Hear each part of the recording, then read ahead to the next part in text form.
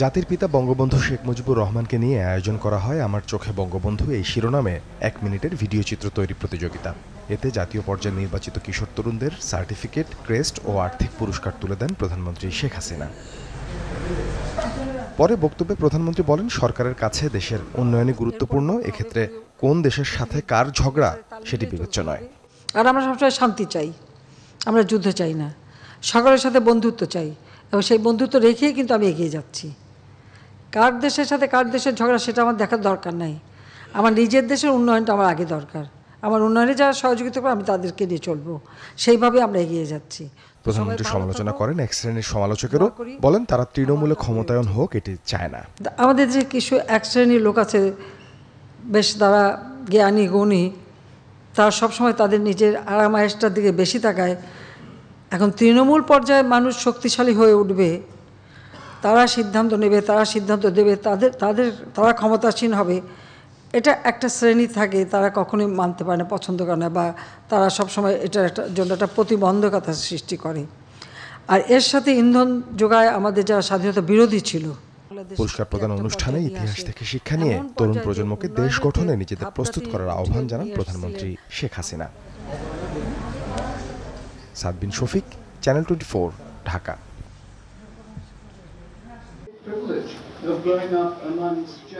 রাজধানীর গুলশান ক্লাবে the crystal palace হলে ২৫ বছর পেরোনো দুটি ৫০ বছরের বেশি সময় পার করে আসা ৪টি সংবাদপত্রকে নোয়াবের সম্মাননা প্রদান অনুষ্ঠান। এতে অংশ নেন গণমাধ্যম ব্যক্তিত্বসহ দেশি বিদেশি কূটনীতিক ও সুশীল সমাজের প্রতিনিধিরা। এতে বক্তাদের বক্তব্যে উঠে আসে সাবেক আইজিপি বেনজির আহমেদ প্রসঙ্গ। বলেন, বেনজিরের ক্ষমতার কারণেই তার বিরুদ্ধে সে সময় গণমাধ্যম খবর প্রকাশ করতে ভয় পেত। দেশে কথা বলার স্বাধীনতা নেই বলেও অভিযোগ করেন তারা। আমরা কিন্তু এই যে আইজিপি বেনজিরের যে তার যে কুকর্ম আমরা কিন্তু মিডিয়াতে জানতাম, কিন্তু রিপোর্ট করতে সাহস পাইনি। আপনি হয়তো কিছু করতেন না, সরকার হয়তো কিছু করতো না, বাট ওই ধরনের একটা পাওয়ারফুল আইজিপি সে তো একটা সাংবাদিকরা কি না করতে পারতো। অবাধ পূর্ণ গণতন্ত্র চাই আমরা, একটা অংশগ্রহণমূলক নির্বাচন চাই, মত প্রকাশের অধিকার চাই, বিশেষ করে সাংবাদিক এবং সংবাদপত্রের স্বাধীনতা চাই, পূর্ণ স্বাধীনতা চাই, এবং যে স্বাধীনতার বলে আমরা আমাদের কথাগুলো আরো পরিষ্কার সত্যভাবে প্রকাশ করতে চাই। We all know the newspaper is called the fourth pillar of a state. For specific roles and importance, it is considered as such. Newspapers raise the issues that matter most for a country and present agendas that will shape a nation. যার জবাব দেন তথ্য প্রতিমন্ত্রী মোহাম্মদ এ আরাফাত। বলেন, গঠনমূলক সমালোচনা হলে সরকার সব সময় তা গ্রহণ করবে। There are some challenges in our media environment. I don't deny that. We are working on it to try to improve it and fix it. And I'm always open to the criticism, opinion. We try to interact and engage and listen to the stakeholders' opinion. We try to do it together. That is our commitment. And there's no doubt about it. প্রধান অতিথির বক্তব্যে জাতীয় সংসদের speaker বলেন, সংবাদপত্র গণতন্ত্রের অভিভাবক, তাই বস্তুনিষ্ঠ সমালোচনাকে গ্রহণ করতে হবে। আমরা সকলেই জানি যে গণমাধ্যম জনগণের কথা বলে, মানুষের কল্যাণে কাজ করে, স্বাধীনতা ও মুক্তিযুদ্ধের চেতনাকে ধারণ করে বস্তুনিষ্ঠ সংবাদ পরিবেশনের মধ্য দিয়ে জনসচেতনতা বৃদ্ধি ও জনমত গঠনে গুরুত্বপূর্ণ ভূমিকা রাখে, যার পথ ধরে গণতন্ত্র হয় সুসংহত। Desk report, channel 24।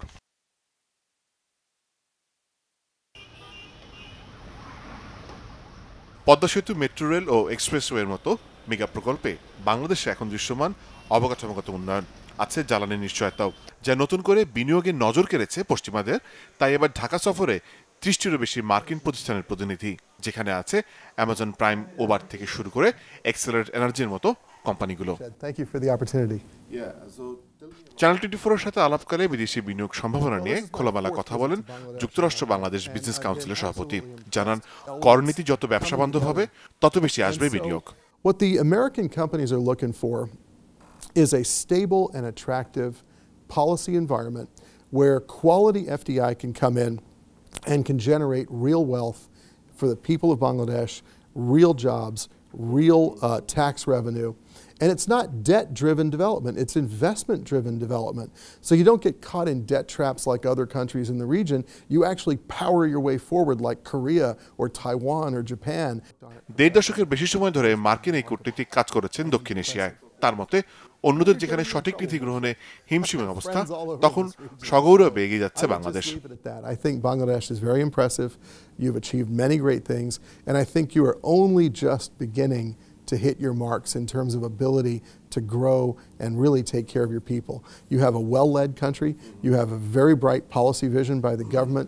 You're ambitious in what you want to achieve for your people. Bangladeshis are full of drive and ambition and a desire for a better life.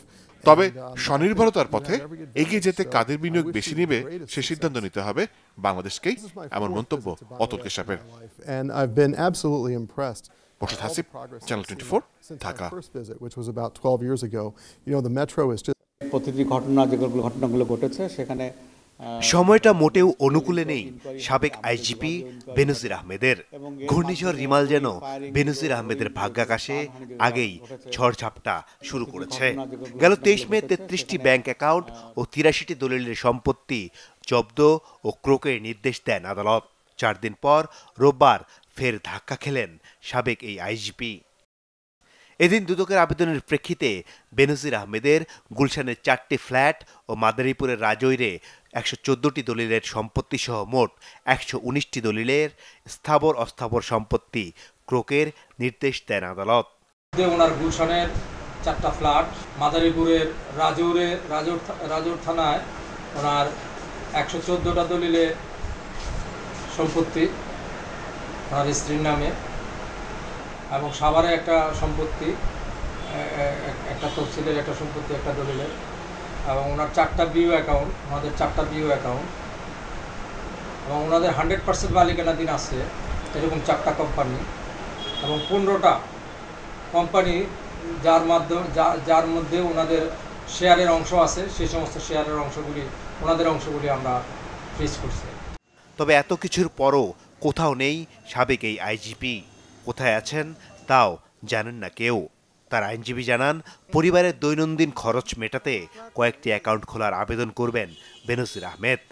যে ব্যবসা পরিচালনার জন্য মাননীয় আদালত অনেকগুলি অ্যাকাউন্ট খুলে দেন, নিজের পরিবার পরিচালনা বা অন্যান্য ব্যয় সংগ্রহ করার জন্য বেশ কিছু অ্যাকাউন্ট খুলে দেওয়া হয়।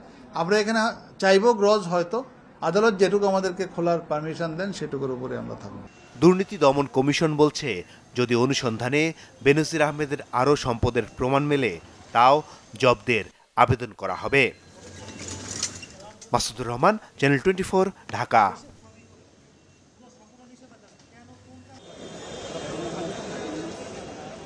গ্রামীণ টেলিকমের শ্রমিক কর্মচারী কল্যাণ তহবিলের প্রায় 25 কোটি টাকা আত্মসাৎ ও পাচারের অভিযোগে দুদকের করা মামলায় হাজিরা দিতে ঢাকার বিশেষ জজ আদালতে আসেন ডক্টর মোহাম্মদ ইউনুস। সকাল 10:30টার দিকে শুরু হয় শুনানি। এ সময় মামলা থেকে অব্যাহতির আবেদন করেন ডক্টর ইউনুস সহ অভিযুক্ত 14 আসামি। শুনানি শেষে 12 জুন আদেশের দিন ঠিক করেন আদালত। শুনানি শেষে ডক্টর ইউনুস বলেন, জীবনে প্রথম লোহার খাঁচার কাঠগড়ায় দাঁড়িয়েছেন, যা অভিশপ্ত জীবনের অংশ। মহাকাব্যে কিছু দেবদেবী থাকে, তারা অভিশাপ দেয়, এবং যাদের উপর অভিশাপ দেয় তারা অভিশপ্ত জীবন যাপন করে। আমিও মনে হয় এরকম কোনো মহাকাব্যের অংশ হয়ে গেছি। কোনো দেবদেবী আমার উপর অসন্তুষ্ট হয়েছে, আমার উপর অভিশাপ করেছে। এই প্রথম লোহার খাঁচায় কাঠগড়াতে দাঁড়াতে হলো। এটা একটা দেখার মতো দৃশ্য। আমি কেউ আশা করছিলাম কেউ ছবি তুলবে, কিন্তু ভেতরে তো ছবি তোলার ব্যবস্থা নেই। এই অবস্থা থেকে নিস্তার নেই বলেও মনে করেন নোবেলজয়ী ডক্টর ইউনুস। দেবদেবীরা ঠিক করেন যে একে অভিশাপ দিতে হবে, অভিশাপ দিয়েছে আমার উপরে। ওদের দেবদেবীর কাছে যেতে হবে, এটা অনেক কাঠখড় পুড়িয়ে তাদেরকে সন্তুষ্ট করে খবর বের করতে হবে। ধন্যবাদ। আমি পারতেছি না। তার আইনজীবীর দাবি, ডক্টর ইউনুসের বিরুদ্ধে অভিযোগ ভিত্তিহীন। তবে ডক্টর ইউনুসের দায় স্বীকার দেখছেন দুদক আইনজীবী। আজকে এই মিথ্যা মামলাটা দায়ের করা হলো, যেখানে ডক্টর মোহাম্মদ ইউনুসের কোনো হাত নাই, গ্রামীণ টেলিকমের কোনো হাত নাই। বাংলাদেশে দেখা যাবে যে যারা চুর বাটপার তারা চলে যাবে বিদেশে কোটি কোটি টাকা নিয়ে, আর যারা দেশপ্রেমিক, দেশের জন্য সম্মান আনবে, তাদেরকে ঢুকানো হবে কারাগারে। আমরা দুর্নীতি দমন কমিশনের পক্ষ থেকে 409 দণ্ডবিধির যে মামলা আমরা করেছি, মানি লন্ডারিংয়ের যে অপরাধ তার বিরুদ্ধে আমরা এনেছি এবং জাল জালিয়াতির যে অভিযোগ আমরা এনেছি, ইনশাল্লাহ আদেশের মাধ্যমে সেটা প্রতিফলিত হবে। আমরা মনে করি তারা তাদের দায় স্বীকার করেই আজকে তারা তাদের পক্ষে যুক্তি প্রদর্শন করছেন। গত বছরের 30 মে দুদকের উপপরিচালক গুলশান আনোয়ার বাদী হয়ে ডক্টর ইউনূস সহ 14 জনের বিরুদ্ধে মামলাটি করেন। স্বপ্নিল শাহরিয়ার শিশির, চ্যানেল 24, ঢাকা।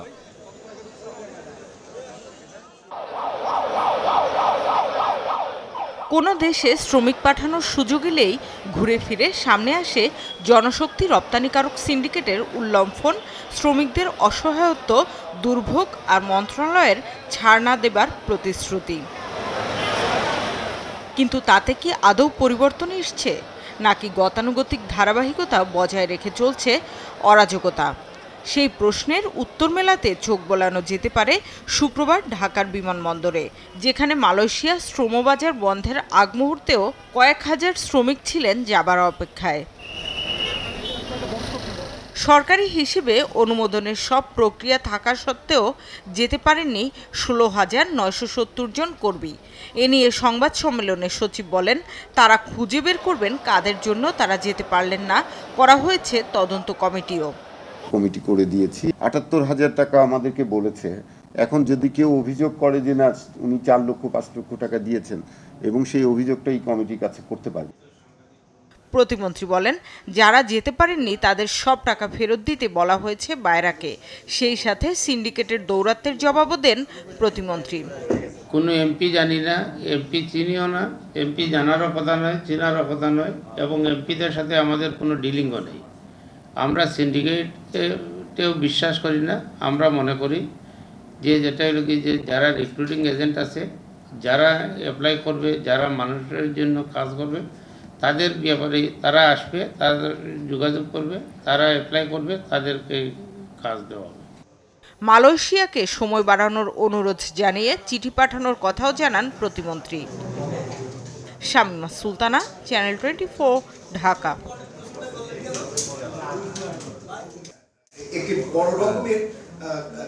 সামষ্টিক অর্থনীতির গতিবিধি পর্যালোচনাও আসছে বাজেটে। প্রয়োজনীয় উদ্যোগের বিভিন্ন দিক তুলে ধরতে এ আয়োজন গবেষণা সংস্থা সিপিডির। এতে বলা হয়, স্মরণকালের সবচেয়ে কঠিন সময় পার করছে অর্থনীতি, যেজন্য সরকারের ব্যর্থতার দায় দেখছে সংস্থাটি। এক্ষেত্রে শুধুমাত্র সরকার যে উদ্যোগ কিছু নিয়েছেন, সেই উদ্যোগগুলো অপর্যাপ্ত। বিভিন্ন তথ্যউপাত্ত তুলে ধরে বলা হয়, অর্থনীতির আয়তন বাড়লেও সেই তুলনায় পাল্লা দিয়ে তৈরি হচ্ছে না নতুন কর্মসংস্থান। এজন্য প্রয়োজনীয় বিনিয়োগের ঘাটতিকে দায়ী করে সিপিডি। সংস্থার গবেষণা পরিচালক বলেন, আর্থিক খাতের শৃঙ্খলা ফেরাতে যথাযথ উদ্যোগ নেয়নি সরকার।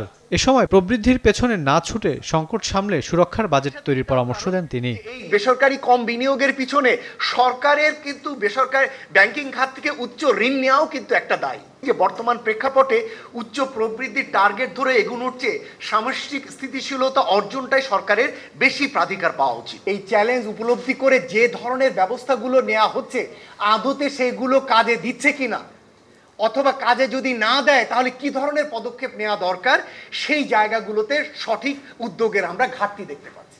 মূল্যস্ফীতি নিয়ন্ত্রণে সরকার ব্যর্থ উল্লেখ করে তিনি বলেন, এখনো বহু দেশের তুলনায় চড়া বাংলাদেশের পণ্যমূল্য, তাই আসছে বাজেটে এটি নিয়ন্ত্রণে কার্যকর উদ্যোগের দাবি জানান তিনি। আমরা আয় করি কম, অথচ আমাদের খাবারের পিছনে ব্যয় করতে হয় সবচেয়ে বেশি। আমরা কোন অর্থনীতিতে রয়েছে? দক্ষিণ এশিয়ার যে দেশের দিকে আঙ্গুল দেখাতাম যে ওদের মূল্যস্ফীতি এত বেশি, আমাদের এত কম, সেই শ্রীলঙ্কার চেয়েও আমাদের মূল্যস্ফীতি এখন বেশি। সুতরাং এই যে আমাদের দুর্ভাগ্য যে আমরা মূল্যস্ফীতিকে একটা সহনশীল পর্যায়ে রাখতে না পারা, এটি কিন্তু আমি বলবো যে সরকারের একটা বড় রকমের ব্যর্থতা। এ সময় বিদ্যুৎ জ্বালানি খাতের সমন্বিত পরিকল্পনার সমালোচনা করেন বক্তারা। পরামর্শ দেন রাজস্ব আহরণের প্রক্রিয়া সহজ করারও। জ্বালানি এবং বিদ্যুৎ খাতের জন্য অনেক ক্ষেত্রে খুবই শর্ট টার্ম ঋণ নেওয়া হচ্ছে। Rakib Al Jabed, channel 24, Dhaka. Undue payments যেগুলো ডিউ রয়েছে সেগুলো পেমেন্ট। দেশের অর্থনীতির প্রাণকেন্দ্র মেগাসিটি ঢাকা, যেখান থেকে যোগান আসে মোট জিডিপির অর্ধেকের বেশি। গেল 50 বছরে এই শহরের প্রতিটি প্রান্তে বড় বদল এসেছে অর্থনীতির বিচারে। তারই একটি রমনা। 6 দশক আগে এখানকার প্রতি বিঘা প্লটের দাম ছিল 40,000 টাকা। আশ্চর্যের তথ্য হলো এখনও তা আটকে আছে একই অঙ্কে, অথচ এক একটি ফ্ল্যাটের দাম উঠেছে 4 কোটি টাকা পর্যন্ত। কিন্তু সেই তুলনায় রাজস্ব পাচ্ছে না সরকার। আর এসব পদ্ধতিগত সংস্কারের অভাবে প্রত্যাশিত হারে বাড়ছে না রাজস্ব আদায়। দেশে এখনও জিডিপির অনুপাতে রাজস্ব আয় 10% নিচে, অথচ পাশের দেশ ভারতে তা প্রায় দ্বিগুণ। একই কাতারে থাইল্যান্ড এবং ফিলিপিন্স, আর ইন্দোনেশিয়া কিংবা সমসাময়িক আরও কটি দেশ আছে বেশ খানিকটা উপরে।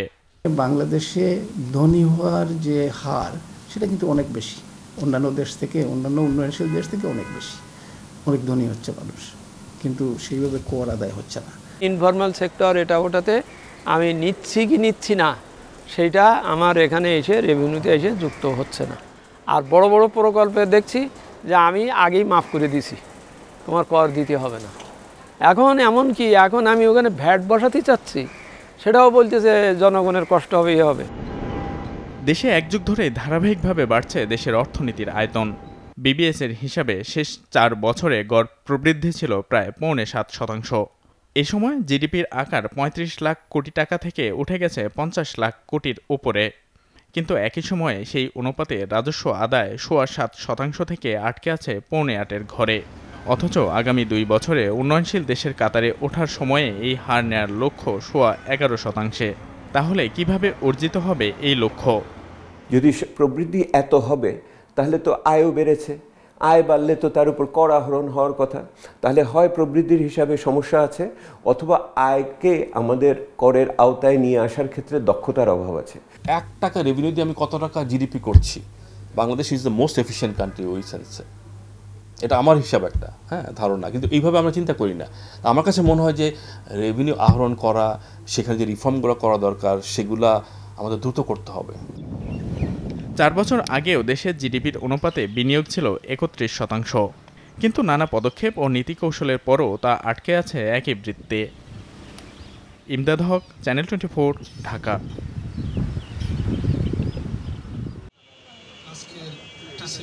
দামের ভারে নাকাল যখন দেশের মানুষ, তখন টিসিবির ভর্তুকি মূল্যে পণ্য বিক্রির মাধ্যমে পরিস্থিতি সামাল দেওয়ার চেষ্টায় সরকার।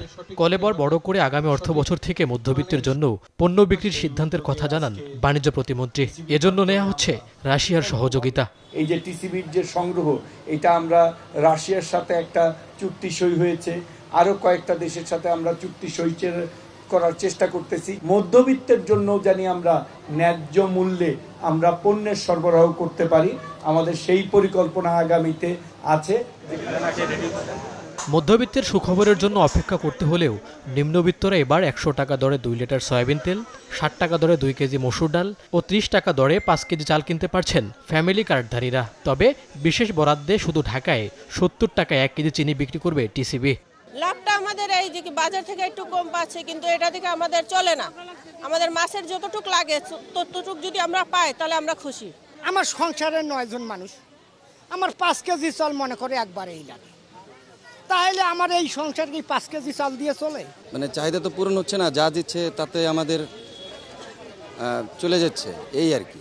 চিন্তাপ্রসূত এ মৌসুমে ধানের বাম্পার ফলন হয়েছে দাবি করে বাণিজ্য প্রতিমন্ত্রী বলেন, বাজার ব্যবস্থাপনায় ত্রুটি না রাখতে চাল আমদানি মুক্ত রাখা হয়েছে। এবারও আমাদের খুব ভালো ধানের ফলন হয়েছে। আমাদের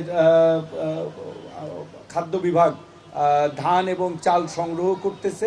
আমরা আশা করি যে আমাদের ধানের যে উৎপাদন এবং চালের যে মূল্য, ইনশাল্লাহ চালের মূল্যটাও আমরা একটা নিয়ন্ত্রণের মধ্যে রাখতে পারবো। বাণিজ্য প্রতিমন্ত্রী জানান, আগামী অর্থ বছর থেকে 10,000 স্থায়ী দোকানের মাধ্যমে বিক্রি হবে নিত্যপণ্য। যে পার্মানেন্ট যে আমাদের দোকানগুলি। মইনুল হাসান, চ্যানেল 24, ঢাকা। একটি পরিকল্পনা। নগরীতে দুগ্ধজাত দ্রব্যের গুরুত্ব তুলে ধরতে এই সাইকেল র্যালি। 1 জুন বিশ্ব দুগ্ধ দিবস উপলক্ষে বাংলাদেশ কৃষিবিদ ইনস্টিটিউশনের সামনে থেকে শুরু হওয়া এই র্যালির আয়োজন করেন প্রাণী সম্পদ অধিদপ্তরের ডেইলি উন্নয়ন প্রকল্প। বৈশ্বিক খাদ্য হিসেবে দুধ ও দুগ্ধজাত দ্রব্যের নানান দিক নিয়ে আলোচনায় কৃষিবিদ ইনস্টিটিউশনের অডিটোরিয়ামে জড়ো হন ডেইরি খাত সংশ্লিষ্টরা। এই সময় বিভিন্ন ক্যাটাগরিতে 51 জন দুগ্ধ খামারিকে পুরস্কার দেওয়া হয়। দিনব্যাপী চলে দুগ্ধজাত পণ্য ও চিজ সহ নানা খাবারের প্রদর্শনী।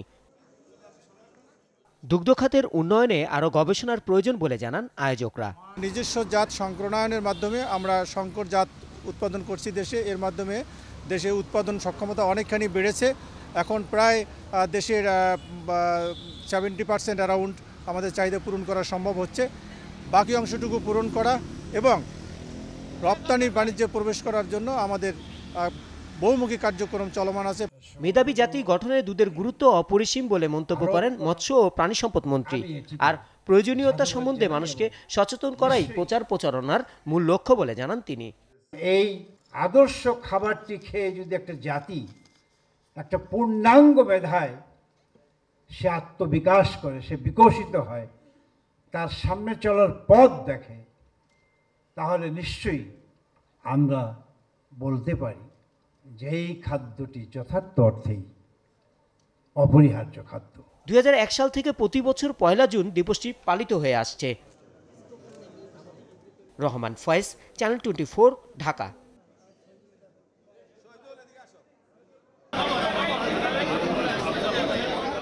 চ্যানেল 24-এর 1 যুগ পূর্তি উপলক্ষে প্রতিষ্ঠানটির প্রধান কার্যালয়ের এই আয়োজনে এসেছিলেন মন্ত্রী আমলাসহ বিশিষ্টজনরা। এ সময় দেশের কৃষি ও কৃষকের রূপান্তরে চ্যানেল 24-এর নিরলস প্রচেষ্টার ভূয়সী প্রশংসা করেন তারা। বলেন, শুধু কৃষির সমস্যা নয়, তার সমাধানে বাস্তবভিত্তিক প্রতিবেদন প্রচার করছে গণমাধ্যমটি। কৃষির ক্ষেত্রে কি কি সমস্যা আসে সেটাকে নির্ণয় করছে, দেশবাসীকে এর সম্পর্কে অবহিত করছে এবং এটা একটি অনন্য ভূমিকা পালন করছে। কৃষিভিত্তিক যে অনুষ্ঠানগুলো সেগুলো দেখি আমি, যেহেতু কৃষিবিদ, আমার কাছে খুব মনে হয় যে ওগুলো অত্যন্ত গোছানো এবং বেশ সমৃদ্ধ সংবাদ প্রচার করে। কিছু কিছু প্রোগ্রাম, কিছু কিছু উপস্থাপনা, কিছু বিশ্লেষণধর্মী অনুষ্ঠান আছে যেগুলো আমাদের ছাত্রছাত্রীদের দিকে এগিয়ে নিতে সাহায্য করবে। শুধু তাই নয়, ভোক্তার আমিষ ও পুষ্টি চাহিদা মেটানোর জন্য কাজ করছে প্রতিষ্ঠানটি। পুষ্টি নিয়েও কিন্তু চ্যানেল 24 অনেকগুলা বিশেষ আয়োজন করেছে, যাতে করে যে দেশের যে আমজনতার যে পুষ্টি চাহিদা বা যে পুষ্টি সংক্রান্ত যে সমস্যাগুলো, তারা এই সংক্রান্ত প্রোগ্রামের মাধ্যমে উপকৃত হয়েছে। খামারিদের সে সকল সমস্যার সমাধানে কিভাবে যুগোপযোগী বাস্তবধর্মী পদক্ষেপ গ্রহণ করা যায় সেই সব বিষয় নিয়ে কথা বলে। নিত্য নতুন প্রযুক্তির সাথে কৃষকদের পরিচয় ঘটিয়ে কৃষির যান্ত্রিকীকরণেও প্রতিষ্ঠানটি রেখেছে অসামান্য অবদান। ভূমিকা রাখছে সুষ্ঠু বাজার ব্যবস্থাপনা গড়ে তোলা ও রপ্তানি বাণিজ্য সম্প্রসারণেও। আমাদের যে প্রযুক্তিগুলো আমরা এই প্রকল্পের মাধ্যমে ডেভেলপ করেছি, সেই প্রযুক্তিগুলো কিন্তু রূপান্তরের কৃষির নামে এবং খামারিদের কাছে এটা পৌঁছে দেওয়া হচ্ছে এবং এটা মনে হয় যে আমাদের কৃষির উন্নয়নে একটা বড় ধরনের অবদান রাখছে বলে আমি মনে করি। মাঠ পর্যায়ে কৃষকদের, ভোক্তাদের, বিভিন্ন স্টেক হোল্ডারদেরকে যেভাবে প্রসারণার মাধ্যমে এই সেক্টরের উন্নয়নের জন্য কাজ করতেছে, তা সত্যি একটা অভূতপূর্ব অর্জন মনে করি। কৃষকের কল্যাণে যা কিছু সরকারের নীতিমালা এবং সরকারের যা কিছু কর্মকাণ্ড আছে অথবা তার ভুল ত্রুটি যা কিছু থাক না কেন, এটা আপনাদের মাধ্যমে কৃষকের কাছে সম্প্রসারিত হবে, জানবে, উদ্বুদ্ধ হবে। অতীতের মতো ভবিষ্যতেও এ ধারা অব্যাহত থাকবে, এমনটাই প্রত্যাশা সবার। নাজবুল হুদা সুমন, চ্যানেল 24, ঢাকা।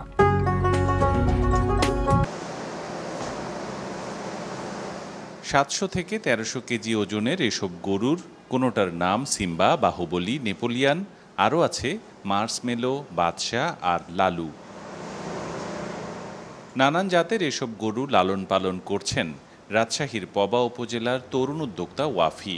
জানান 4 বছর আগে শুরু করা তার শখের খামারে এখন বড় সাইজের গরু আছে অন্তত 10টি। কোরবানির জন্য বিক্রিও করেছেন বেশ কয়েকটি, তবে দাম নিয়ে খুব একটা সন্তুষ্ট নন তিনি। একটা গরুর পিছনে প্রতিদিন 500 টাকা খরচ, একটা গরুর পিছনে 1000 কেজিরগুলো তো আপনার 600-650 টাকা খরচ হয়ে যায়, তো আপনার ওই দিকটা আমাদের রেটটা আসতেছে না। গরুগুলো দেখভালের জন্য নিয়োজিত আছেন 4 জন। কেউ সাইলেজ ঘাস কাটছেন, কেউ খড়ের সাথে ভুসি মেশাচ্ছেন, কেউ বা করাচ্ছেন গোসল। বলছেন বহুদিন ধরে আদর যত্নে বড় করা গরু বিক্রির সময় বেশ খারাপ লাগে। খারাপ লাগবেই তো, মেলা দিনের পুষি, খারাপ লাগবে না? 1.5 বছর 2 বছর ধরে পুষি আমরা। ছোটোবেলাতেই ঢুকানো হয় খামারের ভিতরে, তারপরে একবারে পার্টি যদি কনফার্ম হয় তখন বের করা হয়। খামার থেকে দাম দরে মিটে গেলে তারপরে বের করা হয়। গরুর খাবার ও আনুষঙ্গিক দ্রব্যের দাম বেড়ে যাওয়ায় ন্যায্য মূল্য না মেলার অভিযোগ করলেন অন্য খামারিরাও। বড় গরুগুলো করে আমাদের এই মফস্বল শহরে খুব একটা তেমন কাঙ্ক্ষিত দাম পাওয়া যায় না, যেহেতু আপনারা জানেন যে গোখাদ্যর দাম আগের চাইতে অনেক বেশি, তো খাবার খাইয়ে আসলে এগুলো পোষায় না। সরকারিভাবে গরু মোটাতাজাকরণের প্রশিক্ষণ দেয়ায় অনেকেই খাতটি এগিয়ে নিতে আগ্রহী হচ্ছে বলে দাবি প্রাণী সম্পদ কর্মকর্তার। জেলা পর্যায়ে আমাদের প্রশিক্ষণ দেওয়া হয়েছে এবং তারই পরিপ্রেক্ষিতে দেখা যাচ্ছে এখন কিন্তু অনেক শিক্ষিত বেকার যুবক অথবা অন্য পেশায় যারা ছিল তারাও কিন্তু এই মোটাতাজাকরণের দিকে আগ্রহী হচ্ছে এবং এই হৃষ্টপুষ্ট গরু আমাদের এখানে এই অঞ্চলে কিন্তু ব্যাপক আগের চেয়ে অনেক প্রসার ঘটেছে। এবার কোরবানির জন্য জেলায় 1 লাখেরও বেশি প্রাণী উদ্বৃত্ত রয়েছে বলে জানায় প্রাণী সম্পদ অধিদপ্তর। আবরার শাইর, চ্যানেল 24, রাজশাহী।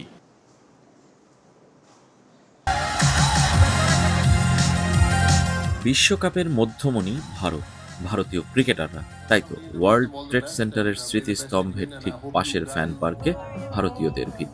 মার্কিনীরা যারা এসেছেন শুধুই কিছু একটা হচ্ছে, কি সেটা? সেই আকর্ষণ।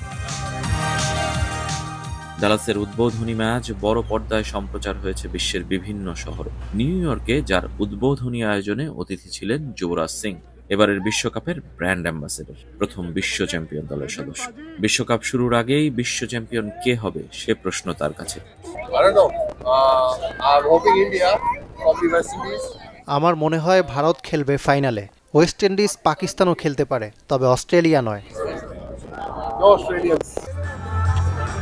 যুক্তরাষ্ট্রে ক্রিকেট আলোচনার একটাই বিষয়, Pak Bharat match. 9 June New York মাতবে এই উৎসবে। সবার মতোই এই ম্যাচ আমাকেও রোমাঞ্চিত করে। আমি এমন ম্যাচ আগে খেলেছি, এখন মাঠের বাইরে থেকে দেখি।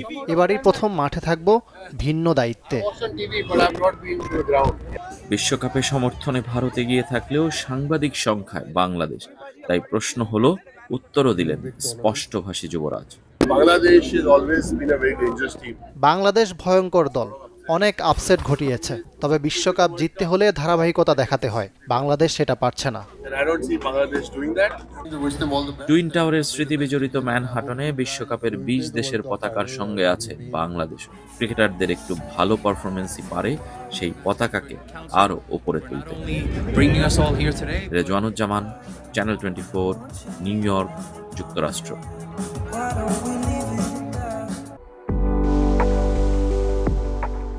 এই ছবি দেখে ভরকে যাবেন না। মিচেল মার্শ উগান্ডা ক্রিকেটে যোগ দেননি। পোর্ট অফ স্পেনে একই হোটেলে উঠেছে অস্ট্রেলিয়া ও আফ্রিকার দলটি। সেখানেই অজি অধিনায়ককে নিজেদের জার্সি উপহার দেয় উগান্ডা দল। ডেভিড ওয়ার্নারকেও জার্সি দিয়েছে বিশ্বকাপের নবাগত দলটি। এদিকে নিউ ইয়র্কে 2 মাস্টার ক্লাসের মেলবন্ধন। একজন সাবেক হয়েছেন বহু আগে, অন্যজন সময়ের সেরাদের একজন। 2 দেশের সম্পর্ক যতই বৈরী হোক, ক্রিকেট তাদের এক করেছে। নিউ ইয়র্কে দেখা হতেই বিশ্বকাপ নিয়ে আলাপও হয়েছে বাবর আজম ও সুনীল গাভাস্কারের। ইংল্যান্ড থেকে নিউ ইয়র্ক হয়ে এখন ডালাসে পাকিস্তান দল। এই শহরেই নিজেদের প্রথম ম্যাচ স্বাগতিক যুক্তরাষ্ট্রের বিপক্ষে। সময়টা ভালো যাচ্ছে না 2009-এর চ্যাম্পিয়নদের, তবে মূল টুর্নামেন্টে বড় কিছু স্বপ্ন ঠিকই দেখছে মেন ইন গ্রিন। বাবর রিজওয়ানদের জন্য বিশেষ ঘোষণা দিয়েছে সৌদি আরব। টি-20 বিশ্বকাপে চ্যাম্পিয়ন হলে পাকিস্তানি ক্রিকেটারদের রাজকীয় অতিথি হিসেবে পরের বছর হজ পালনে আমন্ত্রণ জানাবে দেশটি। রবিবার এক ভিডিও বার্তায় নিশ্চিত করেছেন পাকিস্তানে নিযুক্ত সৌদি রাষ্ট্রদূত নওয়াব বিন সাইদ আল মালকি। ভারত পাকিস্তান ম্যাচ নিয়ে নতুন করে শঙ্কা জেগেছে।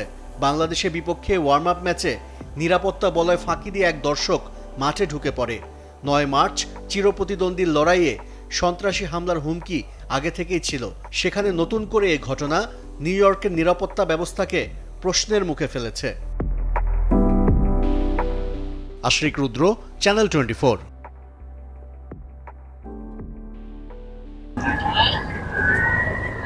হতাশা আর আনন্দ যেন পাশাপাশি হাঁটে। বাংলাদেশ ভারত প্রস্তুতি ম্যাচ শেষে সেটা আরো একবার প্রমাণিত। হতাশা থেকে রাগ, কষ্ট সবই বের হয়ে আসে ক্রিকেট প্রেমীদের কণ্ঠে। খেলা শুরুর 5 মিনিট পর্যন্ত ভালো ছিল, বাট তারপর থেকে আর ভালো লাগে নাই। কারণ এদের ফিল্ডিং, এদের দেখলে মনে হয় না যে এরা আসলে ক্রিকেট টিমের প্লেয়ার। বাংলাদেশি বলতে আমাদের একটা আবেগ কাজ করে, সো আমরা তো অবশ্যই প্রত্যাশা করি বাংলাদেশ অনেক ভালো কিছু করুক। বাট ইউএসএতে আসার পরে বাংলাদেশ ইউএসএর সঙ্গে যে 3টা ম্যাচ খেলছে প্লাস আজকে প্রস্তুতি ম্যাচ, এগুলো দেখে আসলে অনেক দুর্বলতা ফুটে উঠছে। আর ভারত যেন বিশ্বজয়ের স্বপ্ন বুনতে শুরু করেছে বাংলাদেশকে হারিয়েই। India's back. They're going to do pretty well. Bangladesh, I think they tried as best as they could, but it's good to see Shivam Dube picking up wickets at the end. Shivam Dube is back. Everyone's back. Everyone's playing well. বৈশ্বিক আসরে ভারতের trophy জয়ের আক্ষেপ এবার মিটবে সেই প্রত্যাশায় যুক্তরাষ্ট্রের ভারতীয় অভিবাসীরা। We were missing Virat Kohli, but we still put up a pretty good win. And I think, future's looking bright. I think great start for the India World Cup team, and I think, future's bright. বাংলাদেশও আশায় বুক বেঁধেছে, হতাশার মাঝেও মনে অফুরান স্বপ্ন। New ইয়র্কের মাঠে বাংলাদেশের খেলাটাই তাদের কাছে অর্জন। বাংলাদেশের খেলা ইউএসএ তে দেখলাম, এটাই হচ্ছে সবচেয়ে বড় পাওয়া, যে বাংলাদেশের সব ক্রিকেটাররা এখানে আসছে, একসাথে দেখলাম, ইন্ডিয়ার সাথে ম্যাচ দেখলাম। বিশ্বজুড়ে কোটি বাঙালির মুখে বিশ্বকাপে হাসি ফুটবে কি? রেজওয়ানুজ্জামান, চ্যানেল 24, নিউ ইয়র্ক, যুক্তরাষ্ট্র। অবশ্যই ভাই।